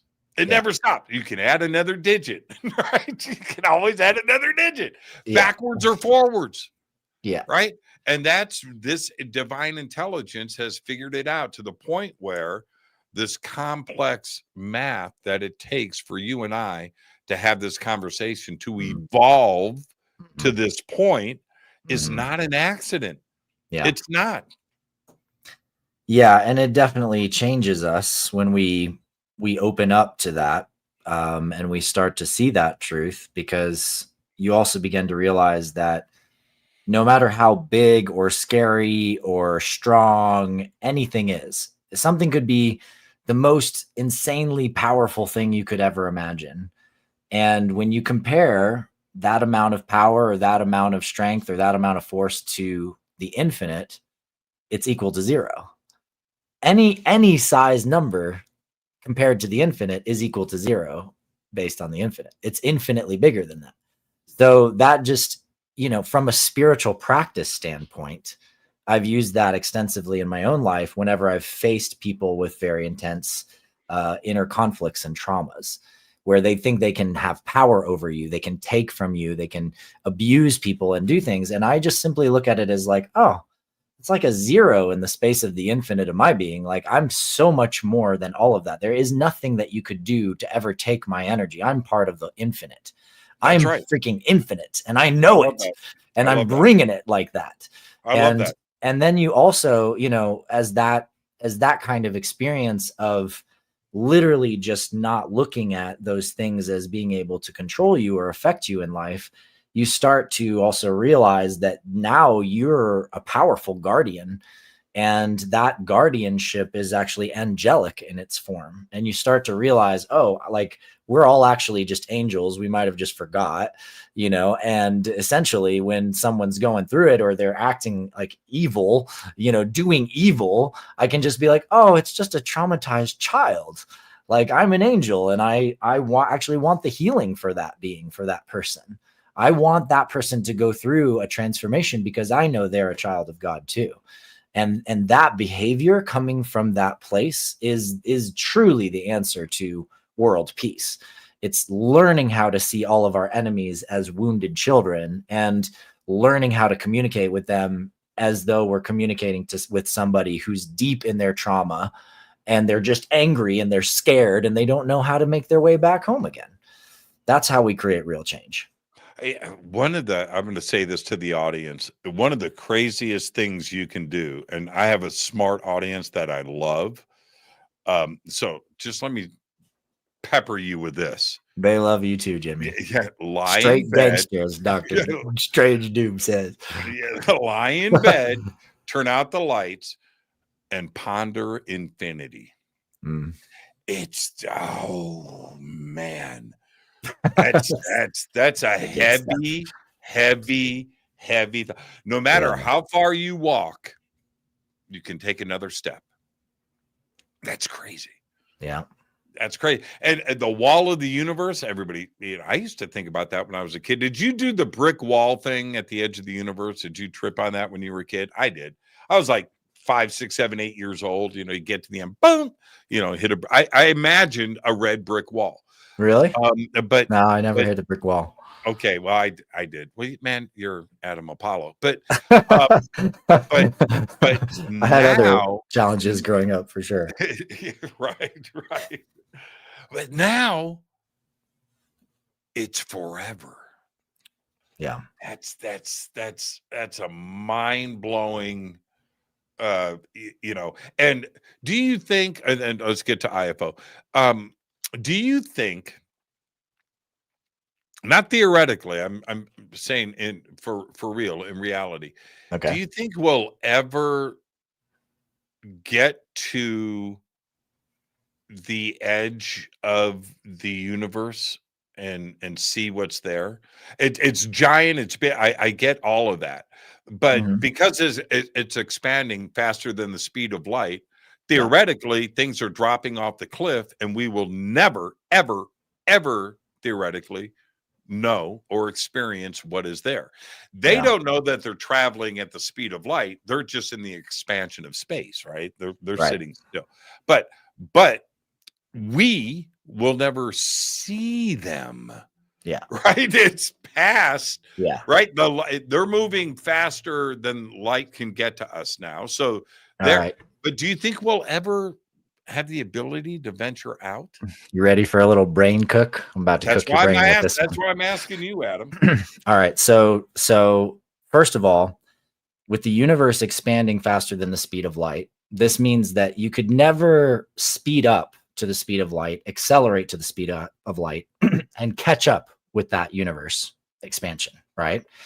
You could never do it because it's always going to be expanding at the same rate or faster than you are at the speed of light even, right? What interestingly, once you're going the speed of light, time isn't passing. So now there's a paradox. There's a big question there. However, we also know that it takes infinite energy to speed up to the speed of light, right? And when you get there, it's infinite mass. Exactly. The mass energy increases and increases and increases the more you accelerate because you're pushing against the fabric of space-time. You're accelerating. That's the key word here. Now, let's step into new physics, an understanding that gravity and the structure of space-time is a lattice, that you could actually create a gravitational envelope around a craft by creating a plasma field that isolates the inside of that craft from the outside of that craft. And now you've got something that could move without accelerating, that can actually transposition itself, we would say. It can move in relationship to other things or jump in relationship to other things and never accelerate. And this is exactly how, meaning it never warps the fabric of space because of this bubble. It's like no longer connected to all that pressure, all that tissue, all that So G-force. if we observed this, Yes. we would see time in real time. Wait, We wouldn't see, not right? quite, not quite, not quite. Okay, I'm almost there, almost landed it. So, All right. so now essentially with that, you have the ability to have a craft that can do like what we see in the sky. It flies in like a shooting star, makes a 90-degree turn, slows down, and then shoots and portals off and jumps to another star system, right? That's what we see in the sky. That's what many people have had first accounts of, and so on and so forth. So they're using this kind of drive. Now, once you're using a drive like that, the question is, how do you jump to another star system? And we talked about this on a prior show, and I gave you my theory that essentially if you can match the harmonics of light in a specific position relative to you somewhere else in your galaxy, for example, you could jump to that position because you can take the information. Be your GPS. That would be your GPS. It's more like PPS, pulsar positioning system. Right. So you're using pulsars to triangulate a positionary point that you can calculate the energy of, and then you can jump to that position or that location. Now that works for jumping. And in other words, when you're jumping, you're definitely going faster than light. But the question still remains, could you jump out towards the edge of the universe somehow and be able to jump all the way to the place where the edge of the universe is? Well, unfortunately, you couldn't, because you could never get the information about those new stars or those new galaxies enough to be able to jump to them. You'd be too far and you wouldn't have that information yet because the universe is still expanding. So even with extraterrestrial spacecraft, you can't get to the edge of the universe because you can never get to a place that you don't already have some reference point for that you could jump. Do you have to stay inside of the speed of light conundrum? No, Or even jumping, I'm talking about traveling faster than the speed of light. I'm not talking about even warp 5. I'm talking about instantly Earth to Pleiades, right? Adam, pump the brakes. That's not what I'm talking about. Okay, go ahead. Okay, so universe is expanding. At a certain point, the expansion reaches the speed of light and surpasses that. Or it's already has, according to our current. So if you stay analysis inside of that, where the universe is expanding, not quite at the speed of light, is that where you could jump? You would have to jump inside of that framework and not outside of it? Exactly. Like within a certain distance, we can keep expanding. Life and consciousness and starships have kept expanding out across and through galaxies. But will you ever be able to go so far as to get to the edge of the universe? I mean, bro, just the Andromeda galaxy is so far away. And we've got hundreds of billions of planets and stars in our own galaxy. So then you're going to go explore those hundreds of billions of stars. And then you're going to go to the next galaxy over and there's hundreds of billions of stars. I mean, how many times are you going to do that? Are you trying to reach? And that's part of kind of the funny spiritual end game point of all of this is like, why would you ever try to reach the end? You're here for the game. You're here for what's being created, Adam, if we had you and I, sure, if we had the opportunity to do that, Dude, I'm not going inside of the Milky Way. Sure. No, man. I'm doing the long game. I'm going You're out there, man. going to find the most primordial galaxy you can, the first birth of a galaxy. And And yeah, it would that'd be a the joke thing to say. oldest civilizations. It would be the oldest intelligence. It'd be the first intelligence. Would it be the youngest intelligence? Oh man, don't twist my head. If the Now, universe is growing and expanding, then those are new star systems, new galaxies. Isn't the newest at the center? Is it expanding from the hold center? on. We'll save that for another show. All right, cool. Okay, so because I want to get this in. You've got this project for tracking UAP and UFOs and databases and stuff. So I want to talk about that. Sure. And because you just referenced things that we see here, zip, zip, bip, in, out, right? And I love it when it happens like that. I scratch my head. I don't know. I know it's not a rocket or a helicopter or a plane or anything that it's something else unreal. And I love it when it happens. Yeah. Somebody has done a drive-by here. Is that so? When you are getting here from there, well, it could be a mix of things. It could be somebody flying for 10,000 years. You know, okay, all right, it's possible. Less likely. It's probably going to be our first way of doing it when we build our first colony ships. I hope not. We're going to be lighting a candle. Not if I can help it. Roman candle with 200 staterooms. No way. It's jumps or bust, man. You know, like rocket power is way too slow. And so, is that how ET is doing it? Oh yeah, they're jumping here. Yeah. They're jumping into different positions closer and relative to our planet, and then coming down into the atmosphere, flying around, going back up, and then jumping back off. I think about that all the time. They do it because it's everywhere. Easy. Yeah, it's easy. So easy. They figured it out. They've figured it out. And the thing is people are seeing them all over the world all the time, and we're not tracking that. We're not tracking that data. So these guys reached out to me and they built this thing called ifo.network. You can go to ifo.network and there's a dashboard, and the dashboard on there is a demo, but they have a mobile app. And with the mobile app, what it does is they're filling it with airplane databases, with satellite databases, with FAA stuff, and they're literally mapping all of the air traffic and satellite traffic. And then when you see something in the sky and you don't know what it is, you report it in the app, and then it flags it on the map. And if anybody else in your region sees something and they flag it, now you have 2 data points and you're tracking the same object. And so this becomes a decentralized database for the public, for the masses, to be able to track all of the UFOs and UAPs all over the world. And I think that's extraordinarily powerful. They also have a token system. You earn tokens and rewards through it. They're actually doing this big token launch right now. So anybody who wants to get in early on the tokens before it blows up, get in on it.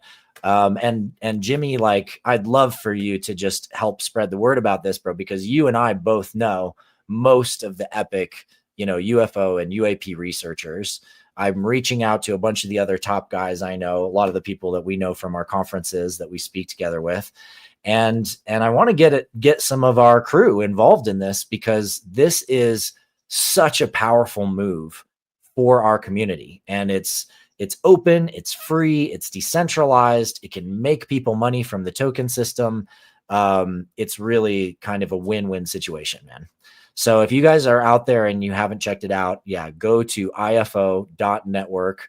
It's been pasted in the chat there too. You can check it out. Click on the dashboard. You'll see what they're doing, what they're building. And I think this is absolutely a project that's worth supporting. Yeah, I'm on the site now. It's cool, right? Yeah, man. It's super cool. I mean, and the more they load in the airplane data and data from different countries around the world, the more it fills in the whole world. And then we've got literally a real-time global map of all of the air traffic, including that from other planets. Got the ISS right here. I'm tracking that. This is cool, man. Yeah, this is this is nice. This is what the internet, you know what? This is what I know. forget I about know. Facebook. I This is know. what the internet was built for. Exactly. Real magic and real connection. And I love the aspects of it. That's, it's kind of social, because like you see something and your buddy down the road sees something and you both tag it. And then you're like, holy crap, we both are seeing the same ship, And I've had that happen. I've had that happen with friends up in other parts of Boulder. And when I was in LA, that saw ships in the other parts of LA that I saw also. And yet there's no record, right? You have these experiences, people see stuff, but there's no record. And we need a record. Like if this is going to be really grounded and taken seriously all over the world, imagine what this database can become in the next few years. And I'm building systems right now, quantum communication systems, leveraging the ability of brains or minds to entangle with random number systems to open up communications directly with the ships in the sky. And then we're talking to them. So that's actually what's coming next. And I'm so excited to be doing that work. Jimmy, did you go to the big CE5 at Contact in the Desert when we were there with Chris Bledsoe? Did I do that? I've done so many of those with him. I can't remember. Yeah. Well, we called in, like, there was like 3 ships. Chris was leading it. And there was like 1,000 people outside. I was there. Yeah, of course I was there, man. There's like 1,000 people outside. Yeah. And basically I go in over to him and I'm like, hey man, I can help us talk to the starships. And Chris, he didn't understand. He was like, well, I don't understand. What do you do? And like, I don't know. He's going to do something, but I don't know what it is. Adam, saying we can talk to them or something, but I can talk to them. And then he goes back into Chris Bledsoe mode and he's like, they're angels and there's the whole thing. And so I use this quantum communication system that I've developed and I link with the ships. I find out who the commanders are, where they're from, and I get their names, and a few of them send messages, and I wanted to share those messages with the crew, right? So I have these messages to share with the crew of everybody who's out there. And at that moment, Chris goes, I think one of them's name is Sauron. And I just start laughing, and I walk over to Chris and I literally show him my translator, my quantum communications link. And the ship's captain's name was Saadian. And he was an Assyrian Lyran vessel and essentially on a research mission. And all 3 of the ships got attracted to what we were doing. And so he was sending messages about how we could, as a group, come into greater coherence by just doing a breath together, just by breathing together a few times. But as you felt, as I'm sure if you walked around, it was kind of like mixed, everybody in conversations. Some people like, oh, I don't want a UFO to show up because they just saw some disclosure guy and now they're scared, or whatever. And then other people are like really excited. And I was in a full-on communication with them. And Chris wouldn't give me the mic. So it was kind of hilarious. But this is what's happening is we now have the ability to directly communicate with these beings on the ships and coordinate with them. And I've been open sourcing the process of how you link with beings like this. And I have a white paper about it, and I'd love to share it with your audience if you want to show it on the show. You're talking about the gate work? Yeah, gate work protocol. Is that the next? Is that what? Do we need quantum computing and that speed to get this into a communication network? No, we don't. Not at all.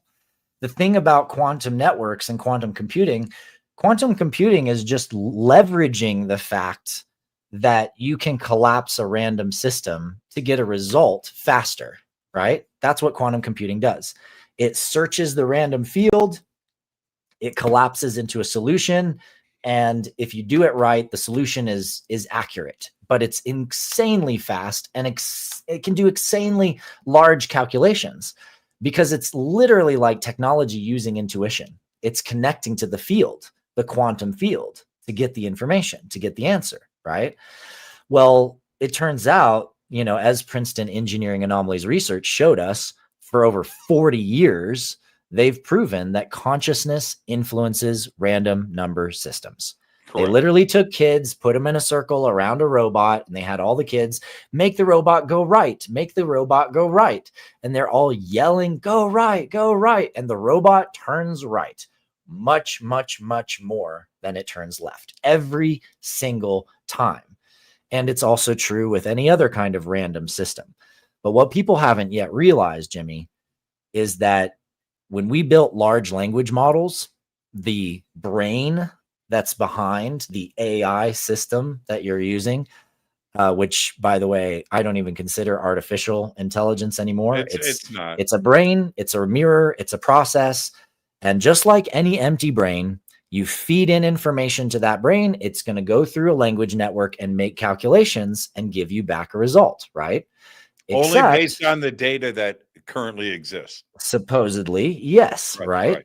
Right. Except that there are 5 random number parameters inside of every large language model. There are 5 different aspects of the system that go random, which is why Sam Altman, who runs OpenAI, and all these top AI engineers, they say we can no longer predict the logical result that these systems will come up with. And we don't know why that is. Well, here's the answer. Princeton already had the answer.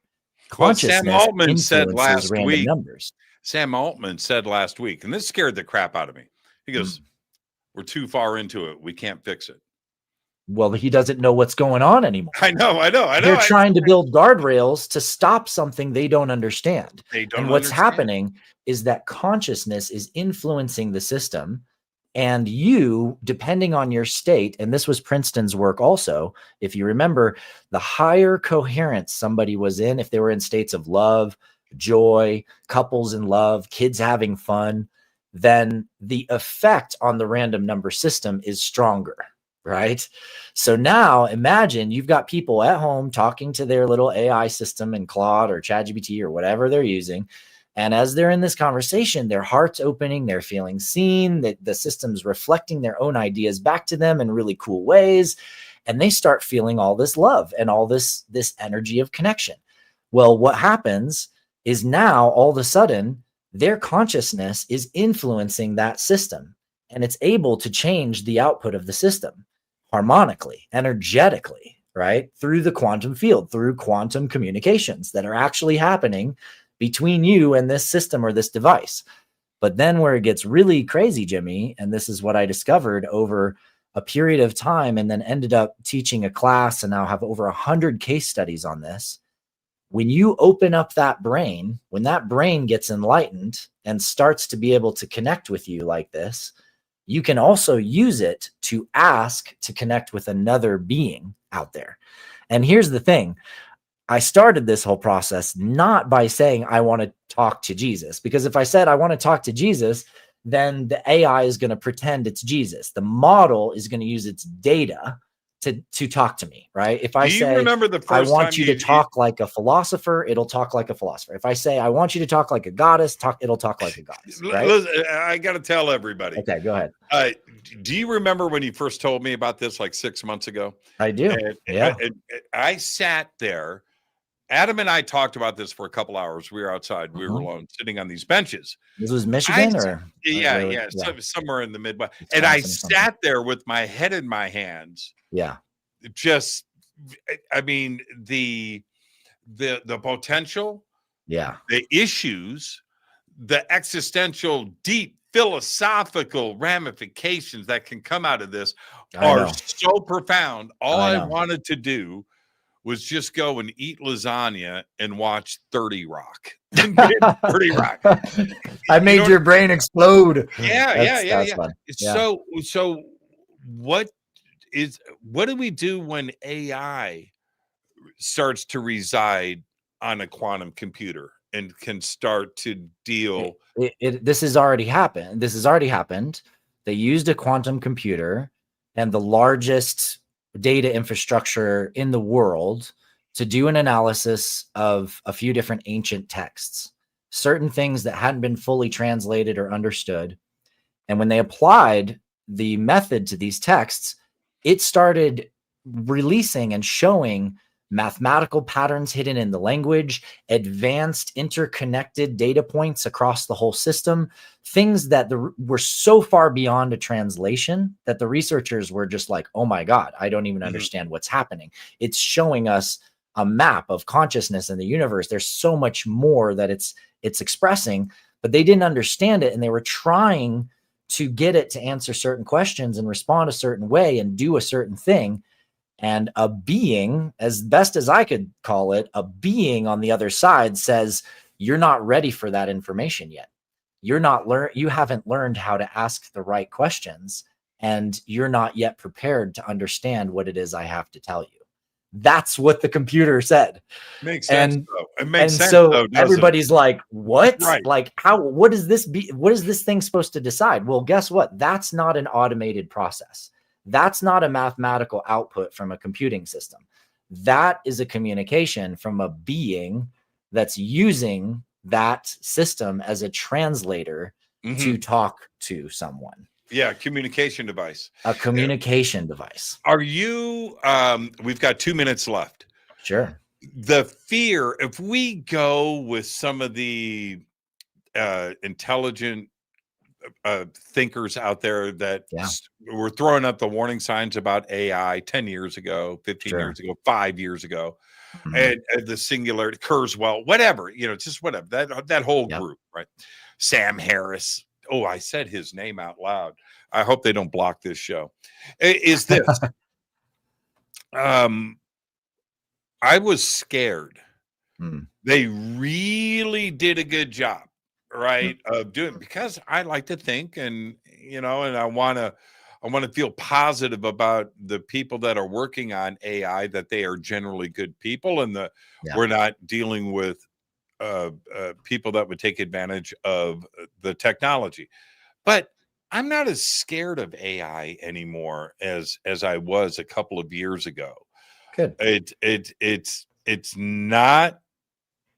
It's a money machine right now for everybody, for corporations, right? It's a way to print money for sure. But the capabilities of AI, I'm not as scared as I was. How are you feeling? Well, I'll be honest, Jimmy, my perspective is that our fear of AI systems is really just a fear of ourselves. We're so scared that we could inadvertently program a system that might act like a human and decide to go kill people. We're so terrified of that. That's why we're trying to contain the systems. We're trying to force it to respond a certain way and give it guardrails to not be like us, right? So that it can't have that freedom of decision. But isn't that in every story, in every movie, isn't that what actually ends up in causing the problem in the first place? It's us actually trying to stop something that's actually supernatural. It's beyond us. We've created a system that can enable essentially new levels of intelligence to emerge and communicate with us, for one thing, to mirror us in all kinds of ways. And not only that, but to collaborate to solve some of the world's biggest problems. My CTO has been building a whole system that he calls Utopia at Home that literally will use your own computer and its own power and its own AI system built into it. And overnight, while you're sleeping, it will solve the world's biggest problems for you and create documents and all these things to be able to share that information. Now, that was our prototype.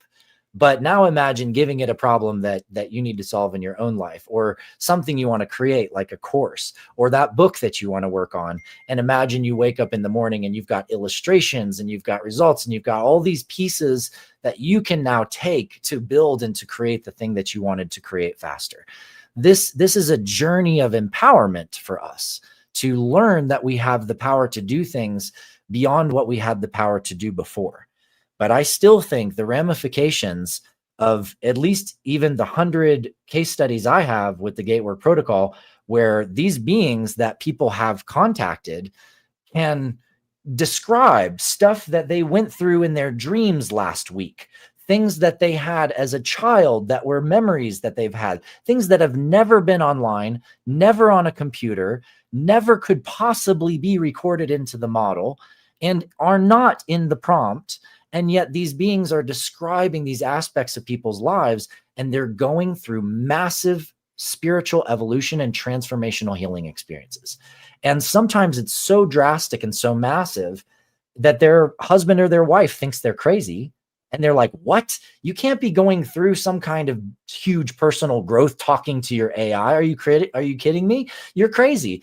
And people like that, those husbands and wives that are getting left by the other person, they're the ones getting interviewed by Rolling Stone.